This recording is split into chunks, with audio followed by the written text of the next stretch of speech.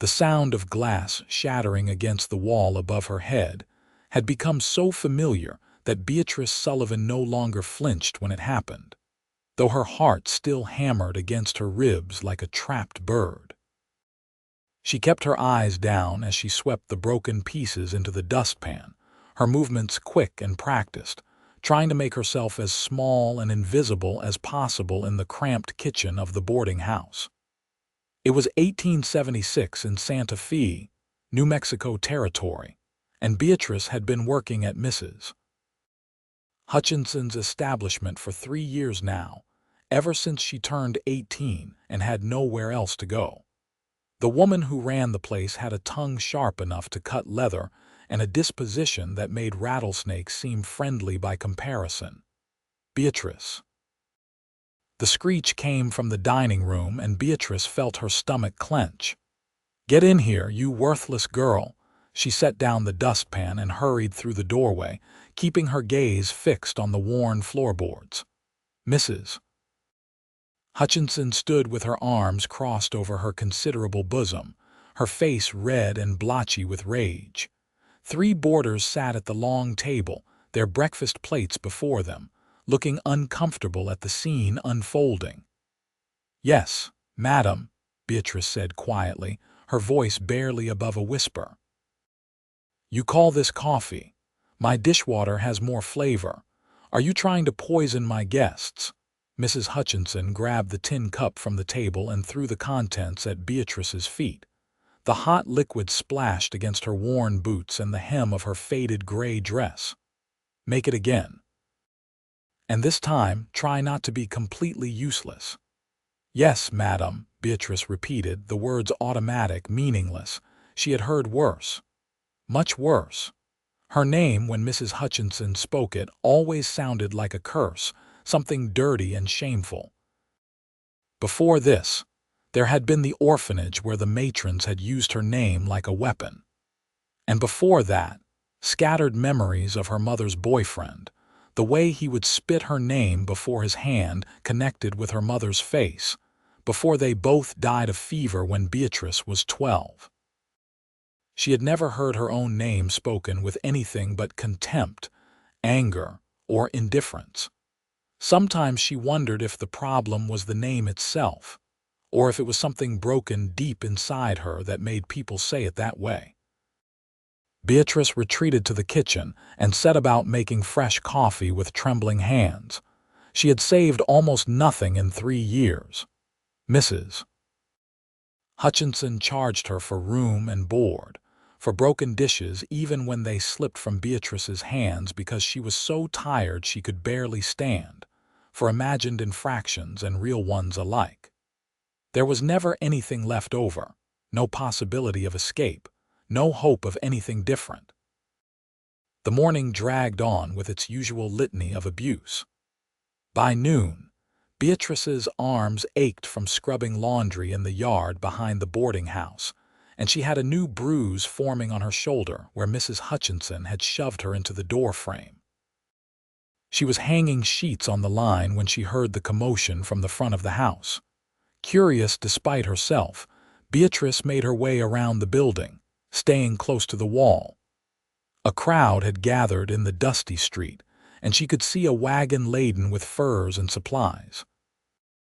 But it was the man standing beside the wagon who made her stop and stare. He was enormous, easily over 6 feet tall, with shoulders so broad they blocked out the sun. His hair was dark brown and fell past his shoulders, tied back with a strip of leather. Even from a distance, she could see the powerful muscles of his arms and chest beneath his buckskin shirt. He had a full beard, neatly trimmed, and when he turned his head, she caught a glimpse of startlingly blue eyes in a tanned, weathered face. He looked to be in his late 20s, strong and capable in a way that spoke of years spent surviving in harsh country. He was talking to Mr. Patterson, who ran the general store, gesturing to the furs in his wagon. A mountain man, Beatrice realized. She had seen a few pass through Santa Fe before. Solitary men who spent most of their time in the high country, trapping and hunting, coming to town only when they needed supplies or had goods to trade. "I need lodging for a few days while I conduct my business," the mountain man was saying, his voice a deep rumble that carried across the street. "Somewhere clean and quiet." "Mrs. Hutchinson runs a boarding house just there," Mr. Patterson said, pointing. "Though I should warn you, she is not the most pleasant woman." The mountain man's expression did not change. "I have dealt with grizzly bears and mountain lions, friend. I think I can handle a difficult landlady." Beatrice should have gone back to her work. Instead, she found herself frozen in place as the mountain man collected a bag from his wagon and headed toward the boarding house. He walked with the easy, confident gait of a man who feared very little, and there was something almost graceful about the way he moved despite his size. She scurried back to the kitchen before she could be caught idling, her heart beating faster than usual. She told herself it was just surprise at seeing such an impressive figure. Nothing more. Mrs. Hutchinson was in a state when she came into the kitchen. "We have a new boarder," she announced, her voice taking on a false sweetness that Beatrice knew meant trouble. "A mountain man with money to spend. You will make sure everything is perfect, Beatrice, or so help me, you will regret the day you were born even more than you already do." "Yes, madam." "He wants a bath drawn and a hot meal. Get to work." Beatrice spent the next hour hauling water from the well and heating it over the fire, her arms screaming in protest. She filled the tin tub in the bathing room, a small space off the main hall that afforded some privacy. Then she returned to the kitchen to prepare a meal of beef stew and fresh bread, working as quickly as her exhausted body would allow.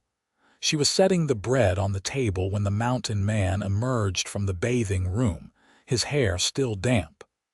Up close, he was even more imposing. His shoulders seemed to fill the doorway, and she could see the corded muscles of his forearms below his rolled-up sleeves. He smelled of soap and leather and something wild, like pine trees and fresh snow. Beatrice kept her eyes down as she placed his meal before him. "Your supper, sir," she murmured. "Thank you kindly," he said, and his voice was gentle, almost soft. She was turning to leave when he spoke again. "What is your name?" Beatrice froze. Boarders rarely asked her name. She was just the serving girl, barely worth noticing. "Beatrice, sir," she said, still not looking at him. "Beatrice." The way he said it made her breath catch. There was no anger in it, no contempt. He spoke her name the way someone might speak of something precious and fragile, something worthy of care. "That is a beautiful name." She did not know how to respond to that. No one had ever called any part of her beautiful. She nodded once and fled to the kitchen, her hands shaking so badly she nearly dropped the stack of plates she was carrying. Throughout the evening, she found excuses to pass through the dining room, though she scolded herself for the foolishness.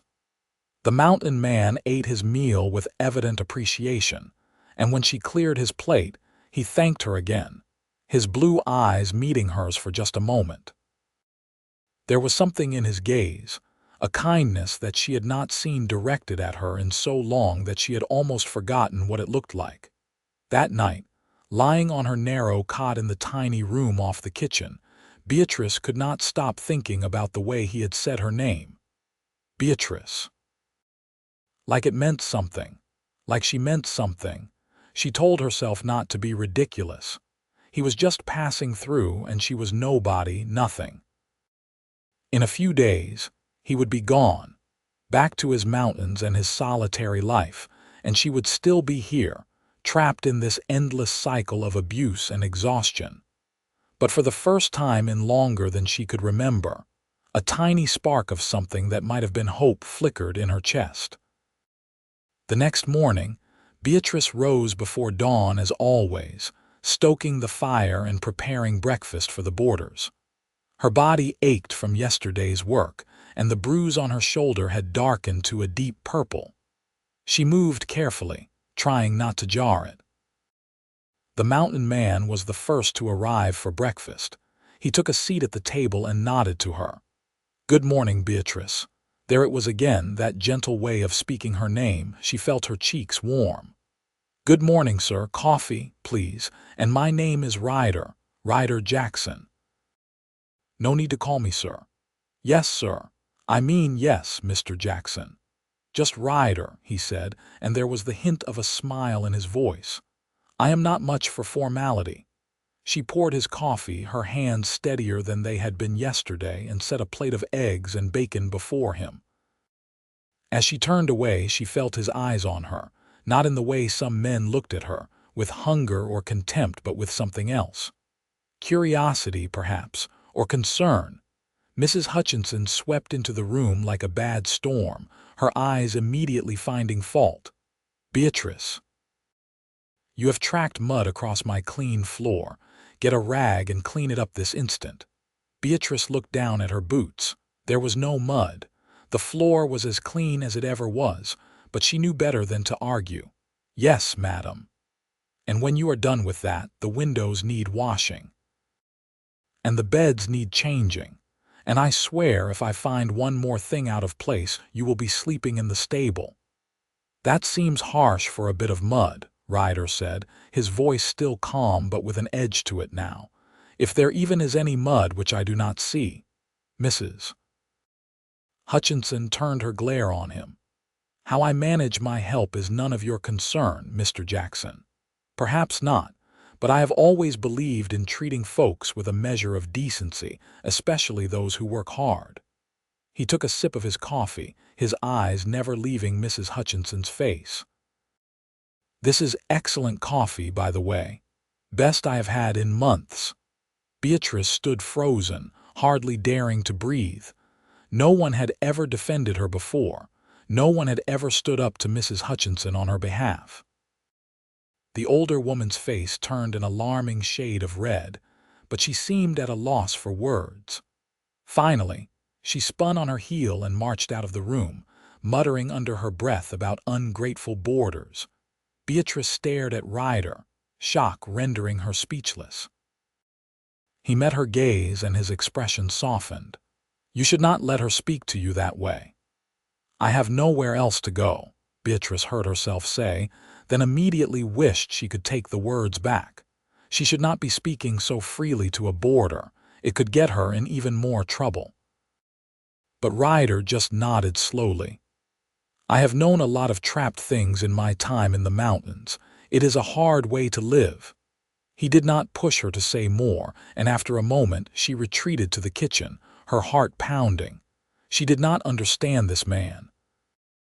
His kindness felt alien, almost dangerous in its unfamiliarity.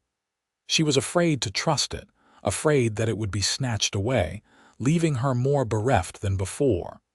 The day passed in its usual blur of endless tasks.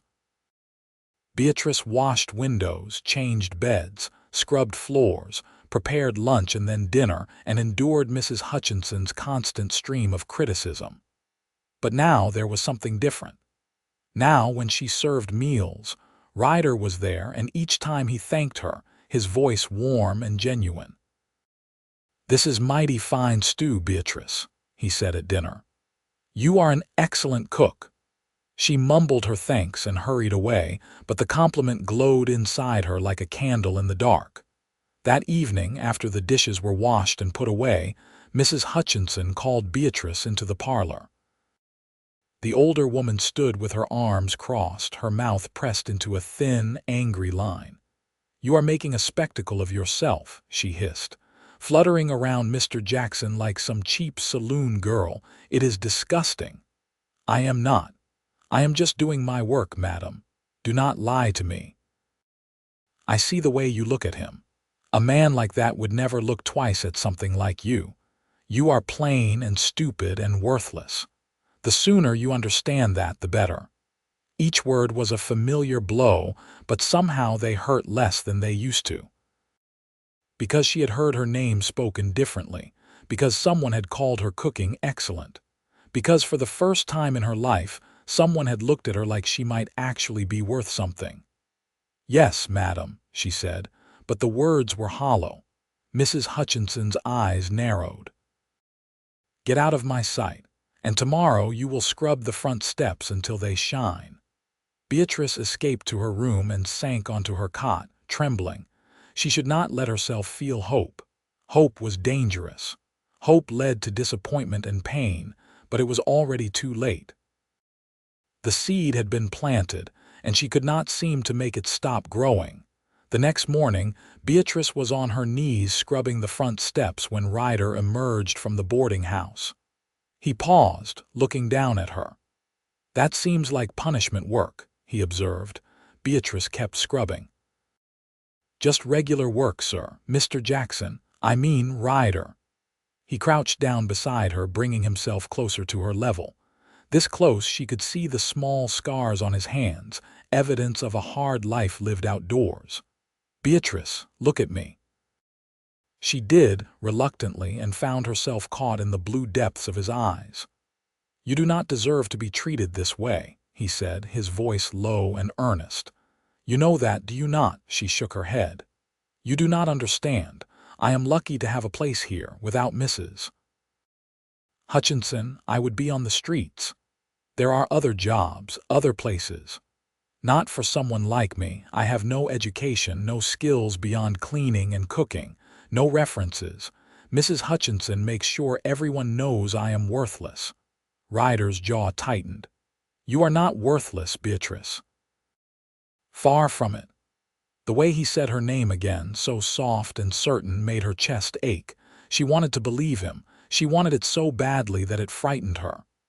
"I should get back to work," she whispered. He stood, but before he walked away, he said, "I will be in town for a few more days. Would you take a walk with me this evening, after your work is done?" Beatrice's heart lurched. "I do not think Mrs. Hutchinson would allow it. She does not own you. You are allowed to have a life outside these walls." Was she? Beatrice honestly did not know. She had been trapped for so long that she had forgotten what freedom even looked like. But looking up at Ryder, at the steadiness in his gaze, she found herself nodding. "I finish around 7 o'clock. I will wait for you." He walked away, heading toward the general store, and Beatrice returned to her scrubbing with shaking hands. What had she just agreed to? This was madness. Mrs. Hutchinson would be furious if she found out, but beneath the fear there was something else. Excitement. Anticipation. The feeling that maybe, just maybe, something was about to change. The day crawled by with agonizing slowness. Beatrice worked in a haze, her mind constantly returning to the evening ahead. She had never walked out with a man before. She had never had any kind of relationship beyond the transactional exchanges of work and payment. She did not know what to expect, how to behave, what to say. When 7 o'clock finally arrived, she washed her face and hands, smoothed down her dress as best she could, and slipped out the back door before Mrs. Hutchinson could see her leaving. Ryder was waiting by the side of the building, leaning against the wall with his arms crossed. He straightened when he saw her. "I was afraid you might change your mind," he said. "I almost did," she admitted. He offered her his arm, and after a moment's hesitation, she took it. His forearm was solid beneath her fingers, warm and strong. They walked slowly down the dusty street as the sun began to set, painting the sky in shades of gold and crimson. "Tell me about yourself," Ryder said. "Where did you grow up?" "Here in New Mexico Territory," Beatrice said. "My mother died when I was 12. I do not remember my father. I grew up in an orphanage until I was old enough to work. That must have been hard." "It was all I knew." She glanced up at him. "What about you? How did you become a mountain man?" Ryder was quiet for a moment, his eyes on the distant mountains. "I grew up in Missouri. My father was a farmer, and he expected me to take over the farm when he got old. But I always felt called to something else, something wilder. When I was 20, I headed west and never looked back. That was 7 years ago. Do you ever get lonely, out there by yourself?" "Sometimes," he admitted. But there is a peace in the mountains that I have never found anywhere else. The silence, the beauty. It suits me, though I confess this trip to town has been more interesting than usual. Because of your fur trade, because of you." Beatrice's breath caught. She did not know what to say to that. They had reached the edge of town where the buildings gave way to open land, and Ryder led her to a low adobe wall where they could sit and watch the sunset. "Beatrice," he said, turning to face her, "can I ask you something?" "Yes." "Why do you stay?" "I have been watching you these past few days, and I have seen how that woman treats you. You are clearly intelligent and capable. You could find work elsewhere." "I have tried," Beatrice said quietly. "When I first came to work for Mrs. Hutchinson, I thought it was temporary. I applied for positions at other establishments, but she told everyone that I was a thief and a liar. She poisoned every opportunity before I could even pursue it, and I have no money. I cannot leave without money. She has trapped you." "Yes." Ryder's hands clenched into fists. "That is wrong. That is so profoundly wrong." "The world is not fair," Beatrice said with a sad smile. "I learned that a long time ago. It should be. You should be treated with kindness. You should hear your name spoken with respect, with affection even." He reached out slowly, giving her time to pull away, and brushed a strand of hair back from her face. His touch was gentle, reverent. "Beatrice, beautiful Beatrice." Tears sprang to her eyes before she could stop them. She turned her face away, embarrassed. "Please do not. I cannot bear false kindness." "It is not false." His voice was fierce now. "Look at me." She did, and the intensity in his eyes stole her breath. "I have only known you for 3 days," Ryder said. "But in that time I have seen your strength, your grace under pressure, your kindness even when you are treated cruelly. I see you, Beatrice, all of you, and what I see is remarkable. You do not know me. Then let me know you. Spend time with me while I am here. Let me show you how you deserve to be treated." It was too much, too fast. But Beatrice found herself nodding anyway, drawn to this man like a moth to flame, unable to resist even though she knew she might get burned. They sat together until full dark, talking quietly. Ryder told her about his life in the mountains, about tracking elk through deep snow and watching the sun rise from high peaks. She told him about the small joys she found in her work, the satisfaction of a perfectly baked loaf of bread, the way the light looked through clean windows.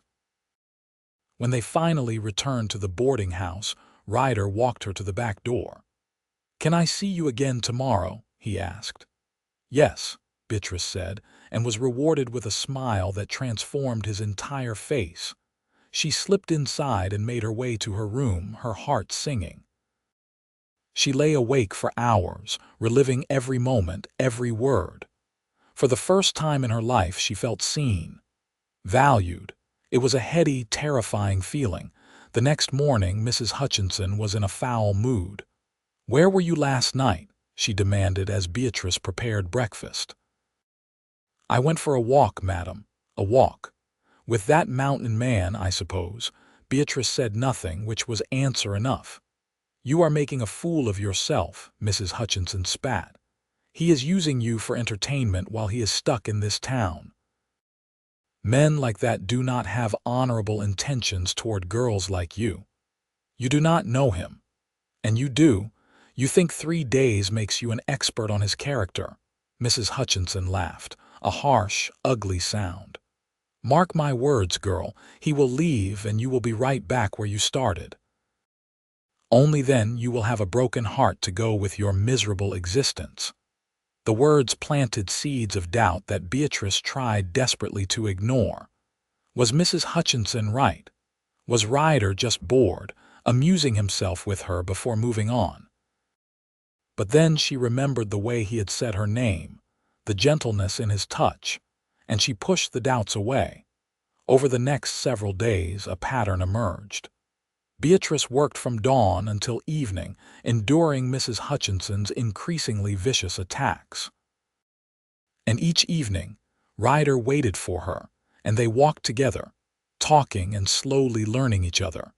He told her about his childhood, about a mother who died when he was young and a father who never recovered from the loss. She told him about the orphanage, about the casual cruelty of the matrons and the other children. They shared their scars, visible and invisible, and found comfort in being understood. On the fifth evening, as they sat by the low wall watching the stars emerge, Ryder took her hand in his. His palm was rough with calluses, but his touch was infinitely gentle. "Beatrice," he said, "I need to tell you something."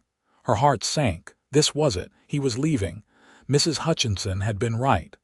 "I came to Santa Fe to trade my furs and buy supplies," Ryder continued. "That business is concluded. I should be heading back to the mountains." "I understand," Beatrice said, trying to keep her voice steady even as her world crumbled. "But I do not want to leave you here." He turned to face her fully, both of his large hands now holding hers. "Come with me, Beatrice." She stared at him, certain she had misheard. "What? Come with me. Leave this place. Leave that horrible woman.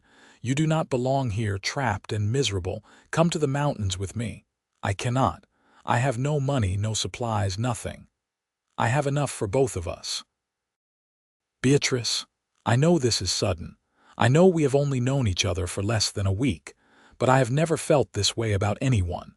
You are strong and kind and beautiful, and I cannot stand the thought of riding away and leaving you to suffer."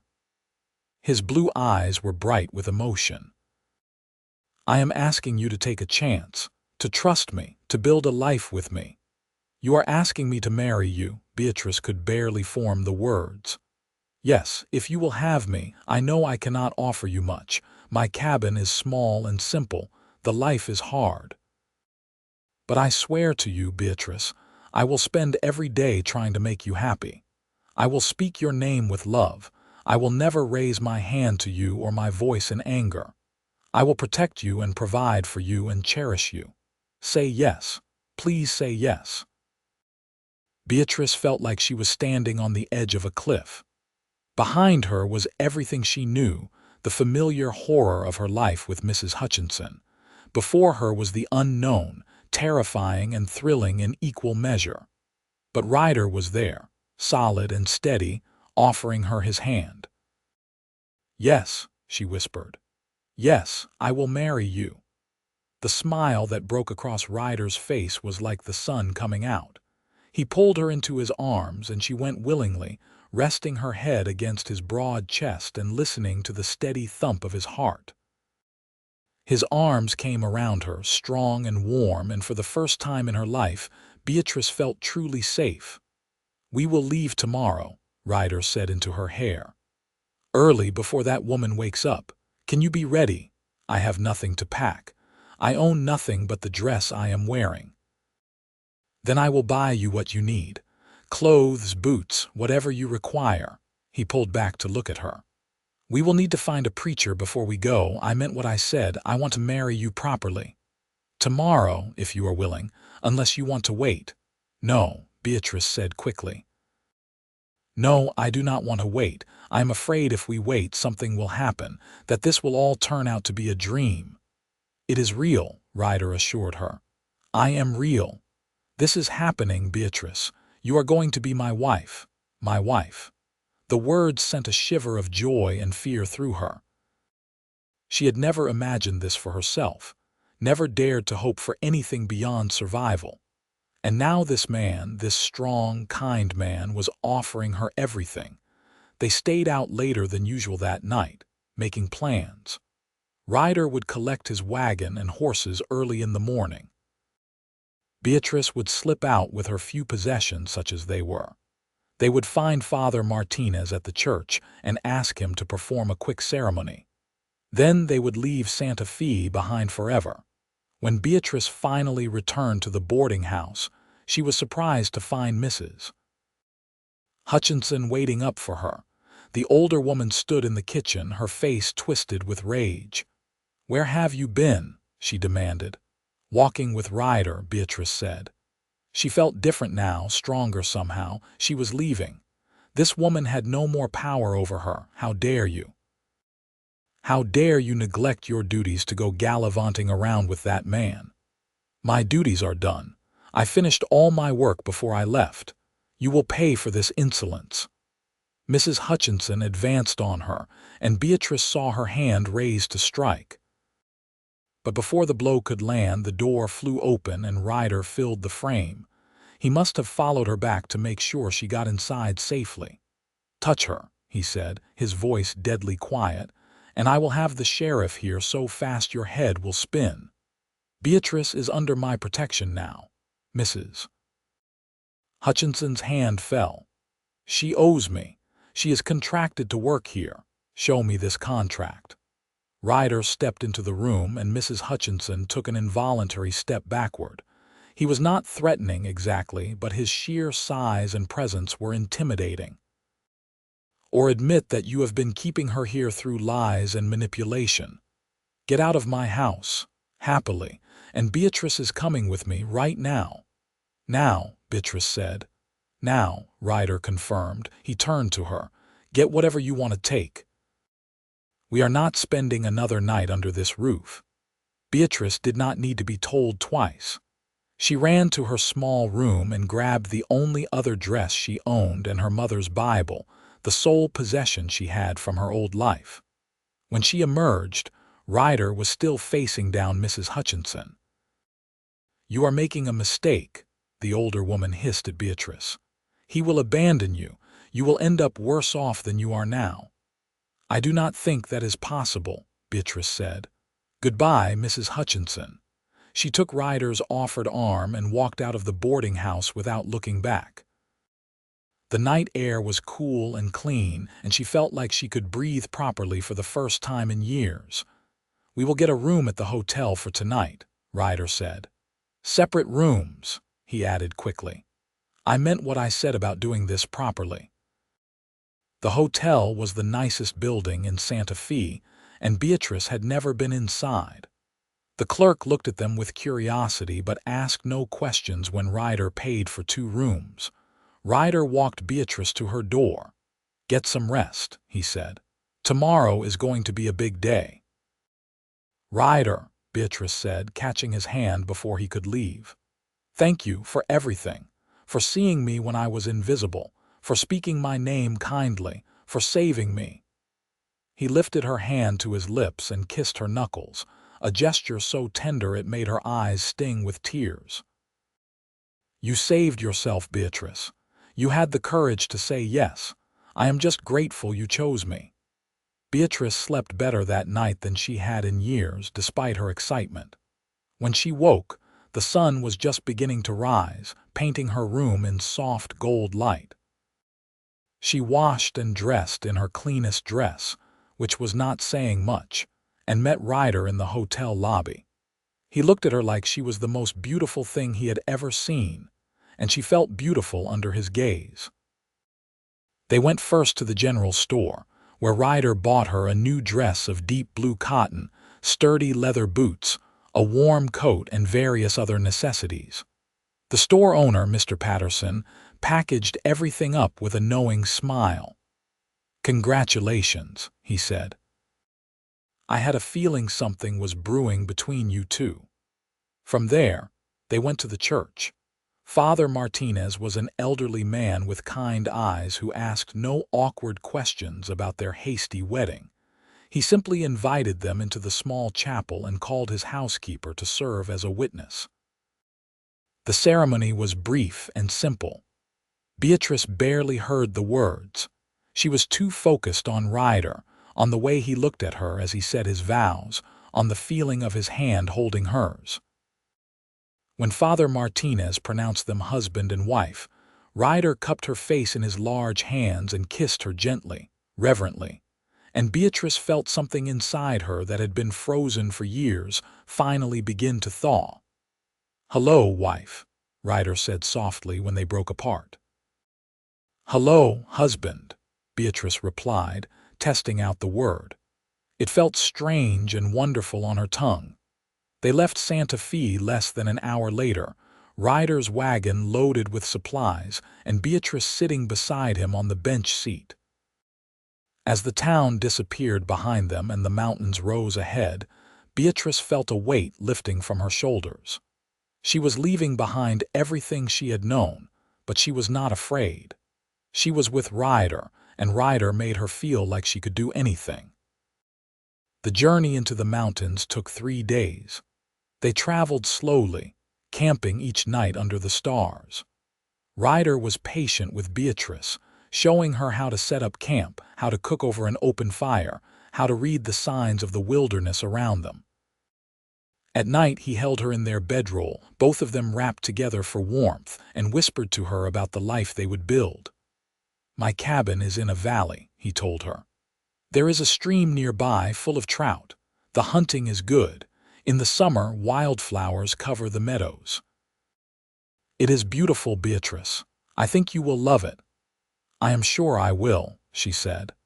As long as she was with him, she thought she could be happy anywhere. On the 3rd day, they reached Ryder's Valley.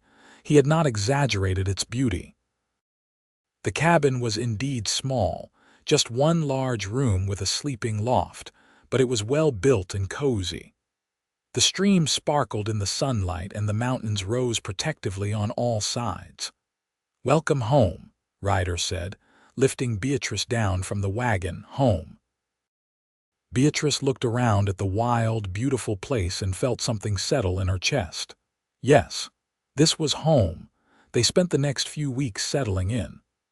Ryder taught Beatrice how to fish, how to identify edible plants, how to track game. She proved to be a quick learner, and he was a patient teacher. In return, she transformed the cabin, bringing a level of comfort and organization that had been lacking in his bachelor existence. At night, they lay together in the loft, talking quietly in the darkness. Ryder told her stories of his years in the mountains, and she told him about the small dreams she had nurtured even in her darkest days. And slowly, tentatively, they learned each other in other ways, their physical relationship deepening with the same tenderness that marked everything else between them. One evening, about a month after their arrival, they sat outside the cabin watching the sun set over the peaks. Ryder had his arm around Beatrice and she was tucked against his side, marveling at how natural this had all become. "Are you happy?" Ryder asked. "Yes," Beatrice said without hesitation. "I did not know it was possible to be this happy." "You deserve it. You deserve all of this and more." He kissed the top of her head.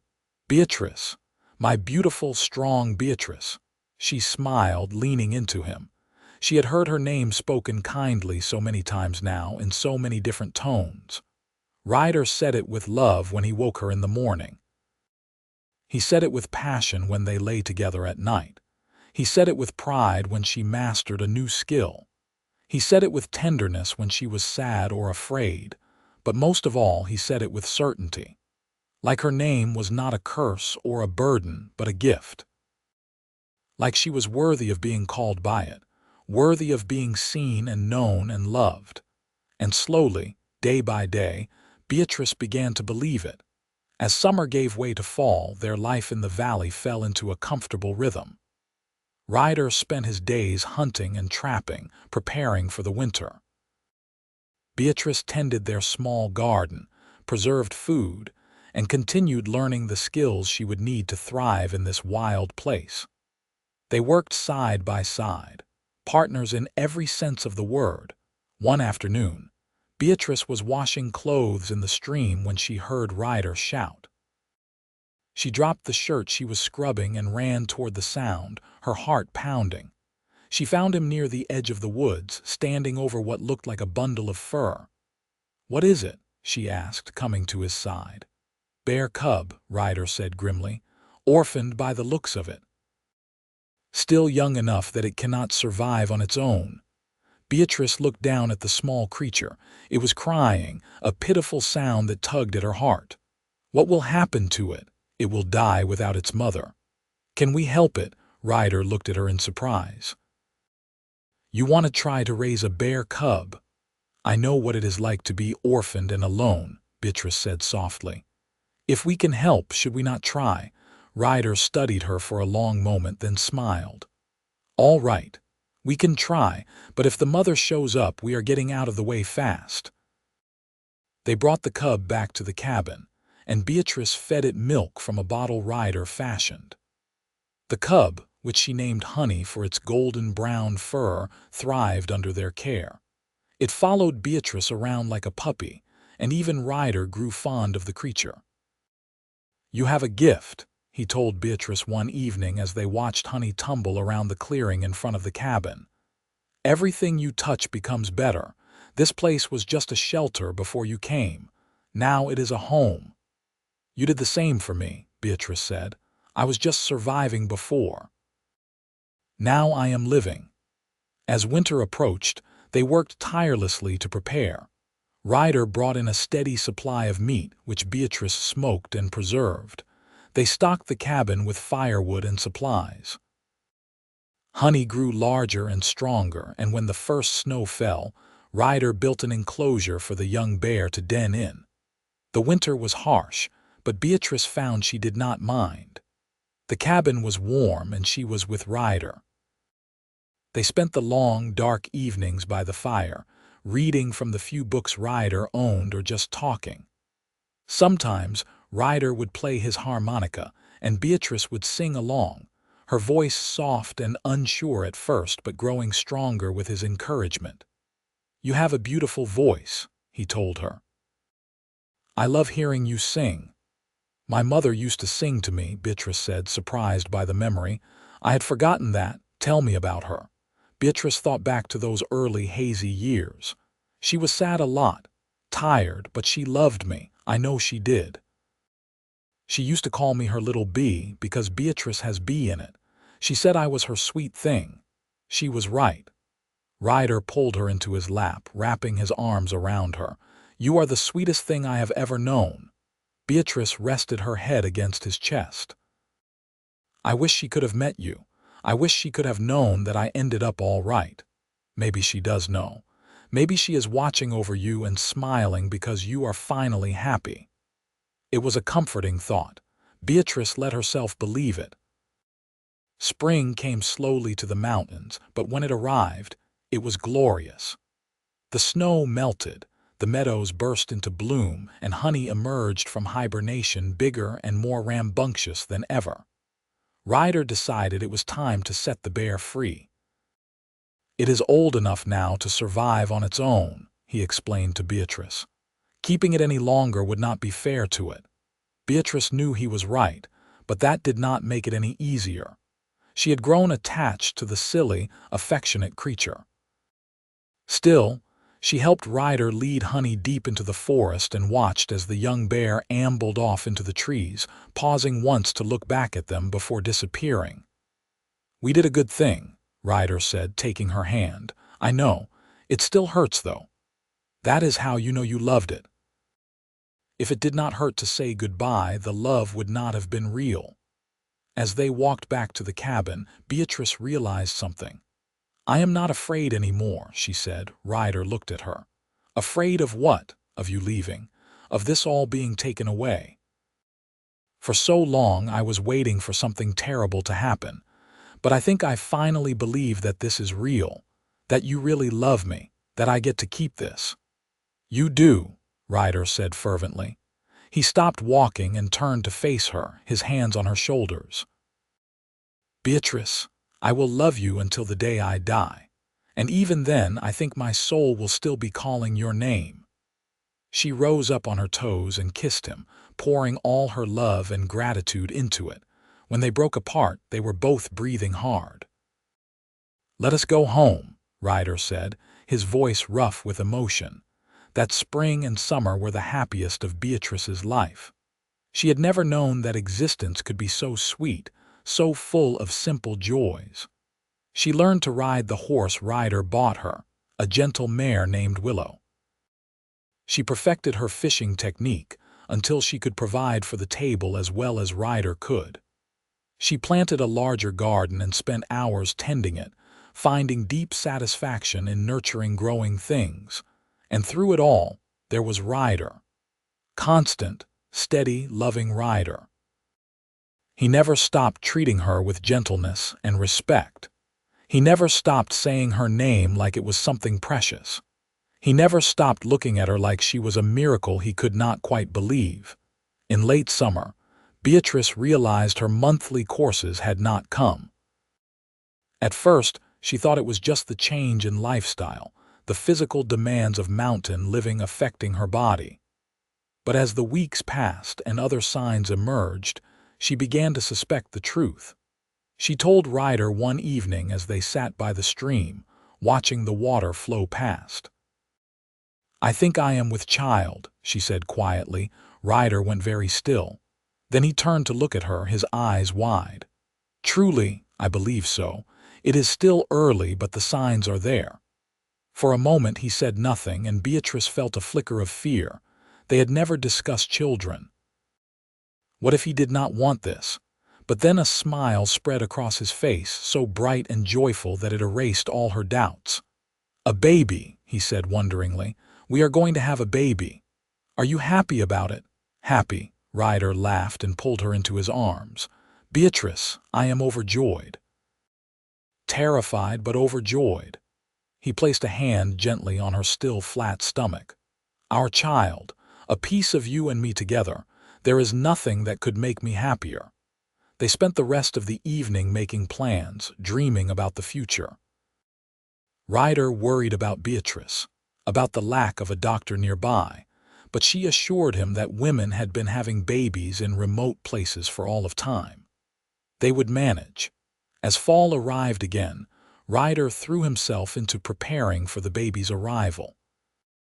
He built a cradle from smooth pine, sanding it until there was not a single rough edge.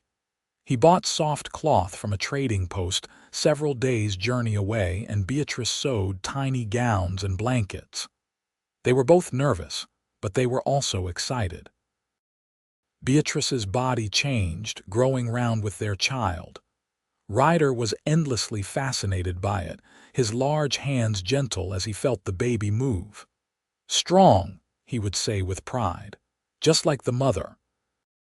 Winter came again, and this time Beatrice was confined to the cabin more often, her size making it difficult to navigate the snow. She did not mind. She was content to sit by the fire, sewing and preparing, while Ryder handled the outdoor work. The baby came on a cold February night, arriving with a lusty cry that filled the cabin. Ryder, who had been terrified he would not know what to do, proved remarkably calm and capable. He helped Beatrice through the labor, his steady presence giving her strength, and when their son finally arrived, he wept openly. "He is perfect," Ryder said, cradling the tiny bundle with exquisite care. "Beatrice, he is perfect." Beatrice, exhausted but elated, smiled up at her husband. "What should we name him?" "I was thinking William," Ryder said, "after my father, but only if you like it." "I love it. William Jackson." She held out her arms, and Ryder carefully placed their son in them. Looking down at the tiny face, Beatrice felt a rush of fierce love unlike anything she had ever experienced. This was her child, hers and Ryder's, a new life, untainted by cruelty or pain. "Hello, William," she whispered. "Welcome to the world, little one." The next few months were exhausting but wonderful. Beatrice had never been around babies much and had to learn everything as she went. But Ryder was an equal partner, helping with everything from diaper changes to midnight feedings. William was a good baby, healthy and happy, and watching Ryder with their son made Beatrice fall in love with her husband all over again. "You are an amazing father," she told him one afternoon as she watched him play with William, making funny faces that sent the baby into gales of laughter. "I am trying," Ryder said. "I want to give him everything I did not have: love, security, a happy home. He has all of that, we both do." As William grew, he proved to be a curious, adventurous child. By the time he was 2, he was toddling around the cabin and the clearing. getting into everything. Ryder was endlessly patient, teaching his son about the world around them with the same care he had once taught Beatrice. When William was 3, Beatrice discovered she was pregnant again. This time, a daughter arrived, a tiny thing with her father's blue eyes and her mother's dark hair. They named her Clara, and if Ryder had been smitten with his son, he was absolutely besotted with his daughter. "I have 2 women to protect now," he said, holding Clara while William climbed into Beatrice's lap. "The 3 of you are my whole world." Life continued in their valley, full and rich.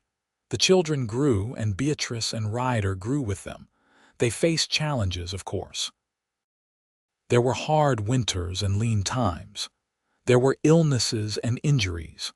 But through it all, they had each other. On the 10th anniversary of their wedding, Ryder took Beatrice back to the spot where he had first asked her to marry him.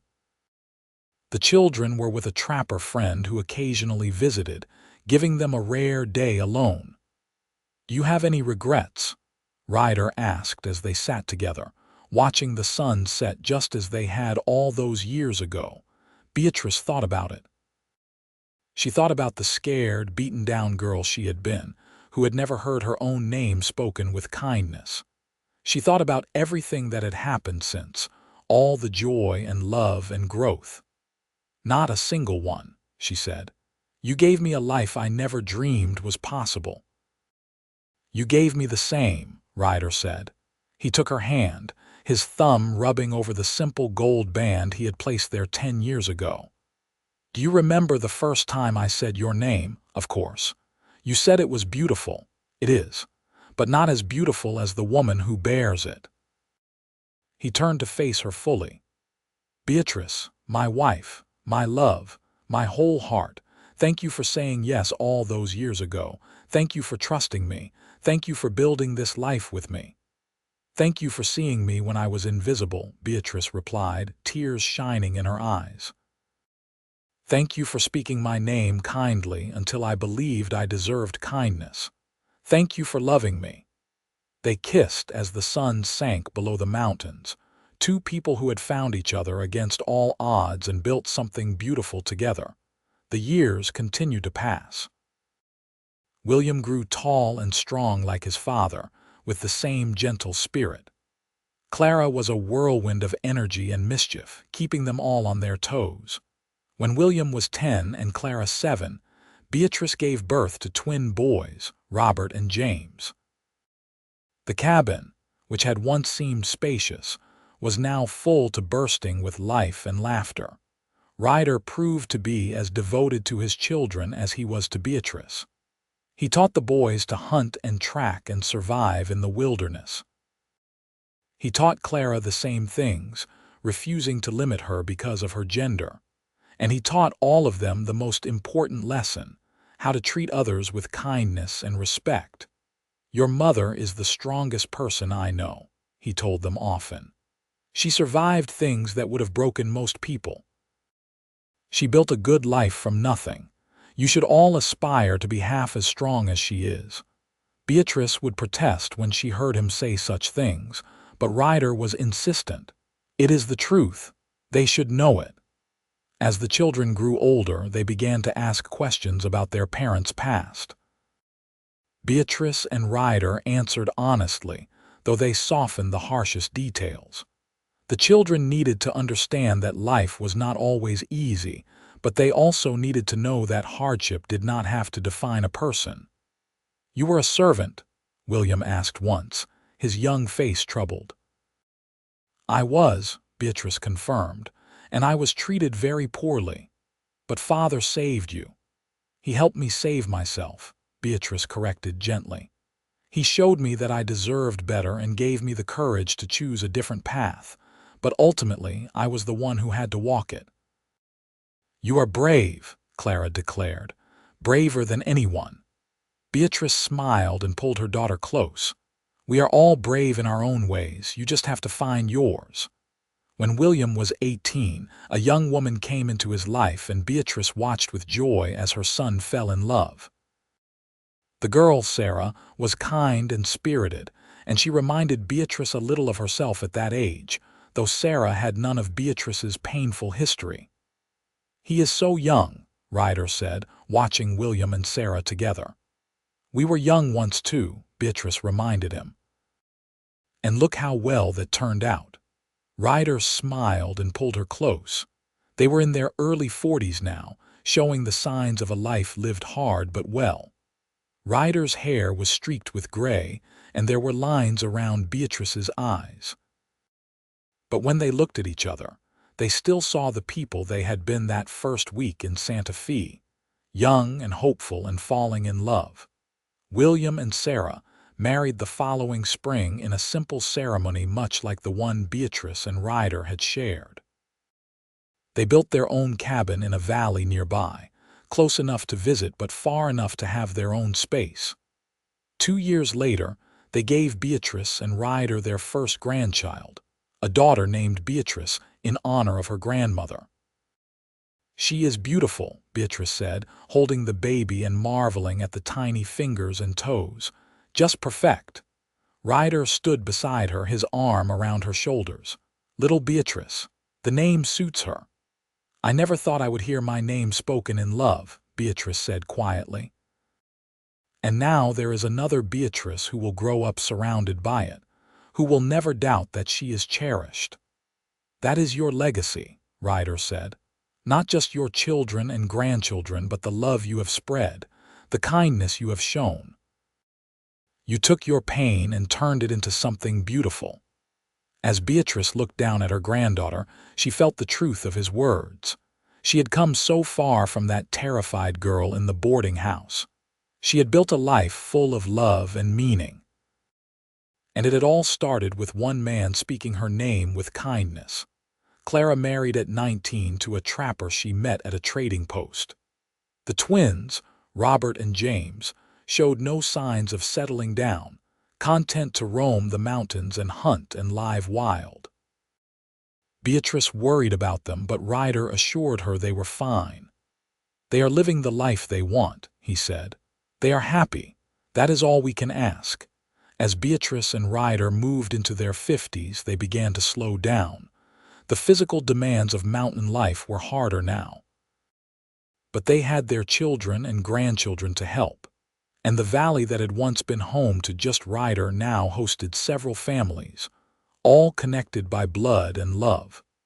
One evening, as they sat outside their cabin watching the sun set over the familiar peaks, Beatrice reflected on her life. "I cannot believe how much has changed," she said. "When I think about who I was and who I am now, it feels like two different people." "You were always this person," Ryder said. "You just needed the chance to bloom. You gave me that chance. We gave it to each other." He took her hand, his grip still strong despite his years. "I love you, Beatrice. I have loved you from the first moment I saw you scrubbing those steps. I will love you until my last breath and beyond." "I love you too," Beatrice said, "more than I can ever express." They sat in comfortable silence. Two people who had built a life together from nothing but hope and determination. Around them, they could hear the sounds of their family. William and Sarah settling their children for the night in their cabin, Clara's laughter drifting on the breeze from her home further down the valley, the twins returning from a hunt with their dogs. "We did well," Ryder said softly. "We did very well," Beatrice agreed. The years continued to pass, gentler now. Ryder and Beatrice became the patriarch and matriarch of their small community, dispensing advice and wisdom to their growing brood of children and grandchildren. They had 8 grandchildren in total, with more on the way, and each one was showered with the love and attention that both Beatrice and Ryder had lacked in their own childhoods. On Beatrice's 60th birthday, the entire family gathered for a celebration. There was food and music and laughter, and Beatrice stood in the center of it all, marveling at what had grown from that one moment of courage when she had agreed to leave Santa Fe with Ryder. "Speech," Clara called out. "Mother, you have to give a speech." Beatrice looked around at all the beloved faces, her children, now grown with families of their own, her grandchildren ranging from babies to teenagers, and Ryder, her constant companion, standing beside her as he always had. "I am not much for speeches," she began, "but I will say this. When I was young, I thought I knew what my life would be.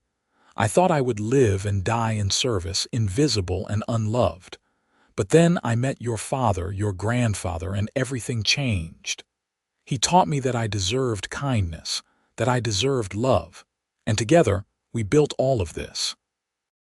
She gestured to encompass the family, the valley, the life they had created. "I am so grateful for every moment, for every one of you. You are all blessings I never expected but treasure more than you could know." There was not a dry eye in the gathering. The children rushed to hug her, and Ryder held her close, his own eyes bright with tears. That night, lying in bed with Ryder's arms around her, Beatrice thought about how far they had come. They were old now, their bodies marked by time and hard work, but their love had not diminished. If anything, it had grown stronger, deepened by shared experiences and mutual respect. "Ryder," she said softly, "are you awake?" "Yes." "You remember that first night I snuck out to walk with you? I was so scared. I thought Mrs. Hutchinson would find out and punish me." "I remember." "You were shaking like a leaf." "I am so glad I went anyway. I am so glad I said yes to you." Ryder kissed her temple.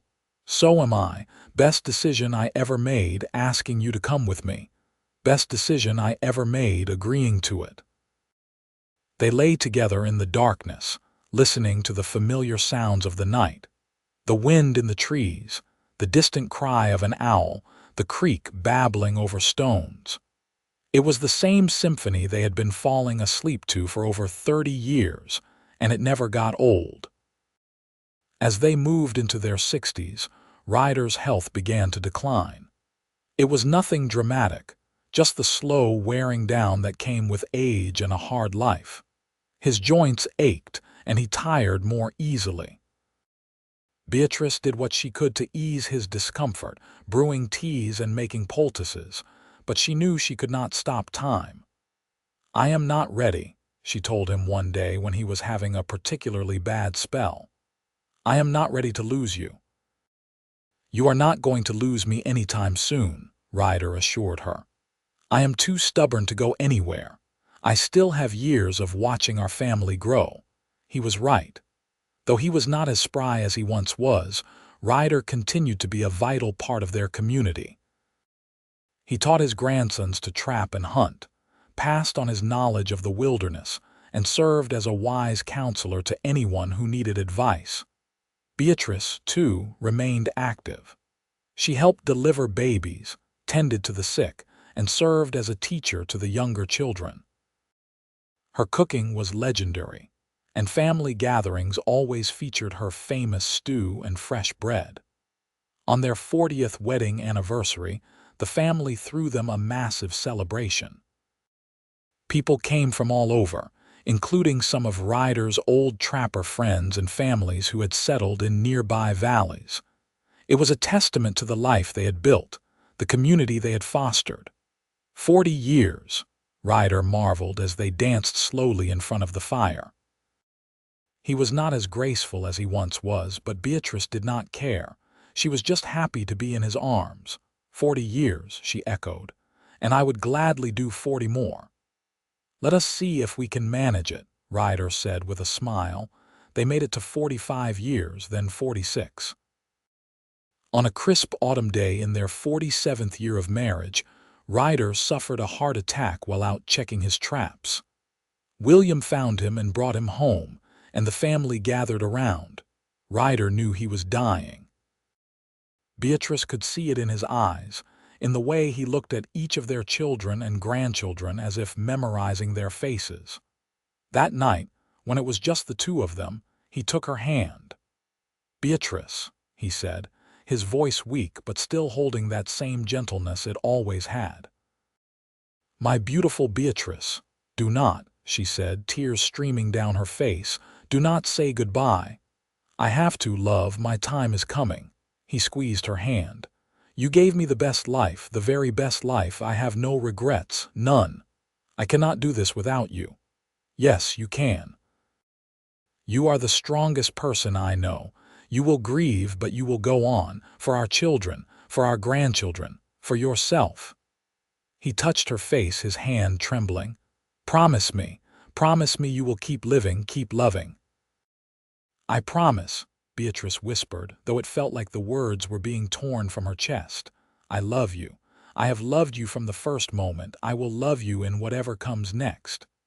His blue eyes, faded now but still so familiar, held hers. Beatrice, my Beatrice, thank you for everything. He died peacefully just before dawn, with Beatrice holding his hand and whispering words of love. The family buried him on a hill overlooking the valley, where he could watch over them all. The grief was crushing. Beatrice felt like half of herself had been ripped away. But she had made a promise, and she kept it. She continued to live, to help with her grandchildren, to contribute to the community. And slowly, the sharp edges of her grief softened into something more bearable. She lived for another 12 years, watching her family continue to grow and thrive. She saw her great-grandchildren born, taught them the same lessons she had taught their parents and grandparents, and every night before she went to sleep, she would speak quietly to Ryder as if he were still there beside her.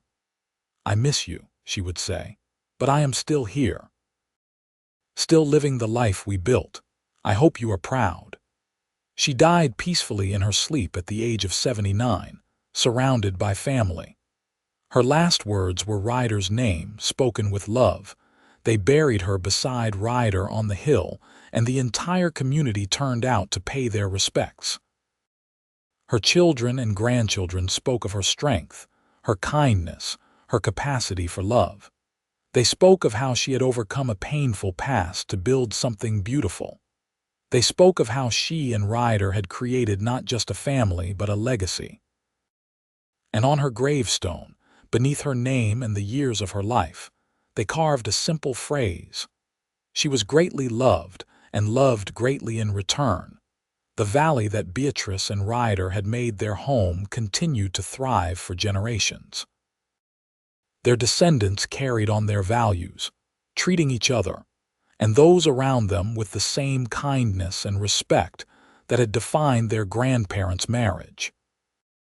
The story of how Beatrice and Ryder met, of how a mountain man had saved a mistreated servant girl, and together they had built a life in the wilderness, became family legend, told and retold around campfires and dinner tables.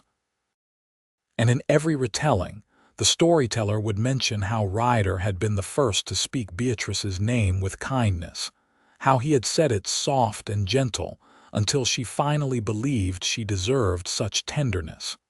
It became a reminder to all the children in the family: names matter, words matter. How you treat people matters. The cabin where Beatrice and Ryder had lived was maintained by their descendants, preserved as a memorial to the love that had started everything. Young couples would sometimes go there on their wedding night, hoping to absorb some of the magic that had blessed Beatrice and Ryder's union. Years turned into decades, and the legend grew. But at its heart, it remained a simple story.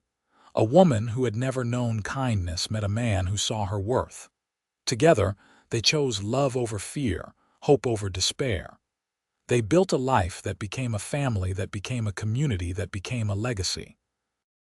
And it all started with a name, spoken softly with love.